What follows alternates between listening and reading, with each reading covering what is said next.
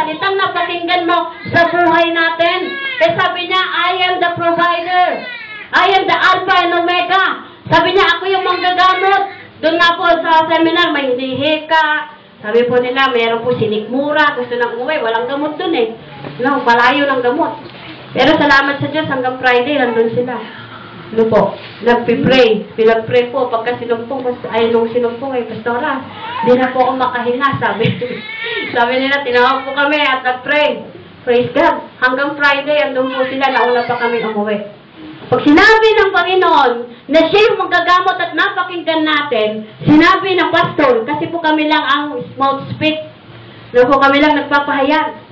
Ano po? At pinaniwalaan natin ang banal na Espiritu ang siyang kikilos para gawin yun. Kaya wag natin angkinin yung glory. Ang glory po ay lahat sa Diyos. Amen?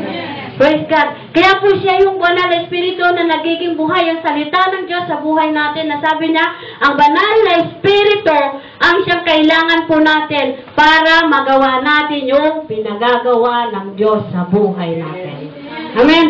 The Holy Spirit. Kaya wag po natin siyang sasaktan para wag umalis. Alam po. May pinapagawa sa atin, hindi natin kaya. May pinapagawa sa iyo, hindi mo kaya. Hindi naman ako marunong magsalita. Sila Moses, hindi naman marunong. Pero nung sinamahan ng banal na Espiritu, sinamahan ng Diyos, nagawa po nila at sila po yung nagtagumpay. Amen. Kaya po siya yung ating kailangan. Siya po yung nagbibigay ng kapangyarihan sa atin sa mga bagay na dapat nating na-accomplish. The power, iba po yung presence sa power. Amen? Amen. Yung presence of the Holy Spirit, pinalalalim lang niya yung ating relasyon sa Diyos. To deep, to have intimacy. Pag napipil natin yung presence ng Lord, tuwing tayo sumasamba, and the presence of God ay dumadalo yun sa fellowship. Diba? Pag fellowship. Pero yung power, once you weakness, pag ikaw ay humayo ka at nakipag-usap, yun yung power na kailangan mo. The power. Meron po tayong healing. Diba? Yung mga gifts.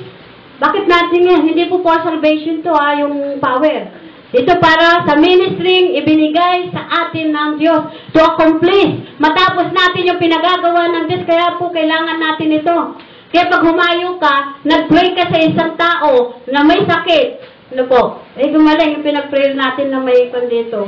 May seed, ang laki, hanggang dito. Doon sa abagatan. Pray po ang Diyos. Ang laki-laki nito. Saan nakakaawa, ilang anak ko maliliit. Nandito na siguro yung suso, tapos ito kaya hanggang dyan. Nakakawa. Pinag-pray po namin doon sa Lubong Roster Virgin nung ilang araw, baka pumunta doon. Maliit na. Amen. That is the power of the Holy Spirit. Iba po yung presensya sa power. Na kailangan po natin, kaya marami po ang, ibig sabihin tayo po tumatayo, we stand. Po, sa kinatatayuan ng Panginoong Jesus, kasi wala na po siya. Because of the Holy Spirit na nasa atin. Amen. Ano po ba ginawa ng Panginoon? Nagpagaling, nagpakain, gumawa ng mga himala, nagmahal, nagligtas, dahil naghayag ng